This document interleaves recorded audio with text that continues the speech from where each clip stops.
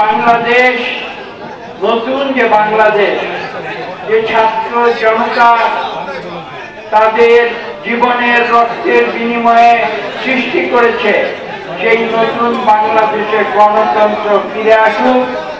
এখানে একটি সুষ্ঠু নিরপেক্ষ নির্বাচনের মাধ্যমে বাংলাদেশের মানুষের 18 কোটি মানুষের মধ্যে 12 কোটি ভোটার, তারা যাকে খুশি তাকে যেন ভোট দিতে পারে এবং মানুষের ইচ্ছা অনুযায়ী যারা সংখ্যাগরিষ্ঠ ভোট পাবে তারা যেন পরবর্তীতে এই দেশ পরিচালনার দায়িত্ব পায়, আমরা সেই কামনা করি। এখানে বলতে হয় যে আমরা একটি দীর্ঘ সংগ্রামের মাধ্যমে বাংলাদেশ থেকে স্বৈরাচারী আওয়ামী লীগ সরকারকে আমরা পালিয়ে যেতে বাধ্য করেছি।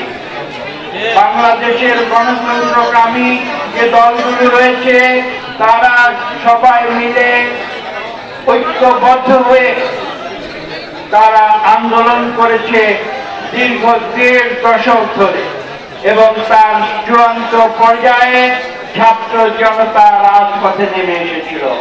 আমি আমার বক্তব্য শেষ করার আগে আমি ছোট্ট একটি উদাহরণ দেব। এই নরসিংদীতে 19শে জুলাই 2024 সাল, সেদিন এখানে কারা নরসিংদী জেল ভেঙে এখানে অন্যায়ভাবে যাদেরকে এই জেলে আবদ্ধ করে রাখা হয়েছিল তাদের মুক্ত করেছিল ছাত্র জনতা এবং সেখানে তারা জীবন দিয়েছিল, রক্ত দিয়ে তারা বাংলাদেশে মানুষের অধিকার প্রতিষ্ঠা করেছিল। আমি সেদিন আমেরিকার যুক্তরাষ্ট্রের স্টেট ডিপার্টমেন্টের সঙ্গে আমি বাদানুবাদ করছিলাম।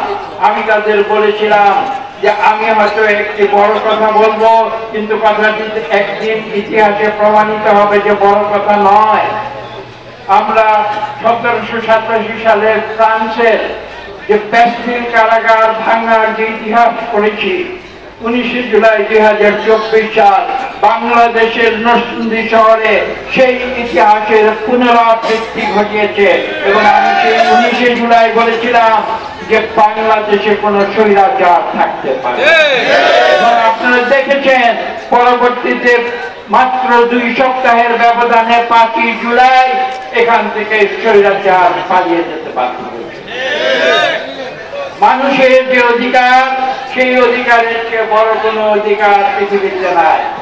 আমরা মানুষ হিসাবে মানুষের অধিকার নিয়ে, অর্থনৈতিক, সামাজিক এবং রাজনৈতিক অধিকার নিয়ে আমরা পৃথিবীতে মাথা উঁচু করে বাস করতে চাই। পৃথিবীর মানুষ দেখুক যে বাংলাদেশের মানুষ গণতন্ত্র আনতে জানে।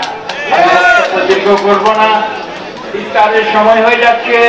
এখন মাওলানা সাহেবকে অনুরোধ করবো আপনি সংক্ষিপ্ত দোয়া পাঠ করুন, আর 5 মিনিটের মধ্যে আজান করবে। সবাইকে ধন্যবাদ জানিয়ে এখানে একটি সর্বশেষ কথা যেটা আমি বলছি, এই নরসিংদীতে কিন্তু আমার পিতা মরহুম আব্দুল মোমেন খান বিএনপির ভিত্তি প্রস্তর স্থাপন করেছিলেন এবং আপনারা জানেন যে 1979 সালের নির্বাচনে তিনি বাংলাদেশের 300 সিটের মধ্যে এই নরসিংদী 1 থেকে সারা বাংলাদেশের সর্বোচ্চ ভোট পেয়ে তিনি এমপি নির্বাচিত হয়েছিলেন। আজকে আমার পিতার মৃত্যুর 40 বছর পরে আমি এখানে দাঁড়িয়ে নরসিংদীবাসীর কাছে কৃতজ্ঞতা প্রকাশ করছি।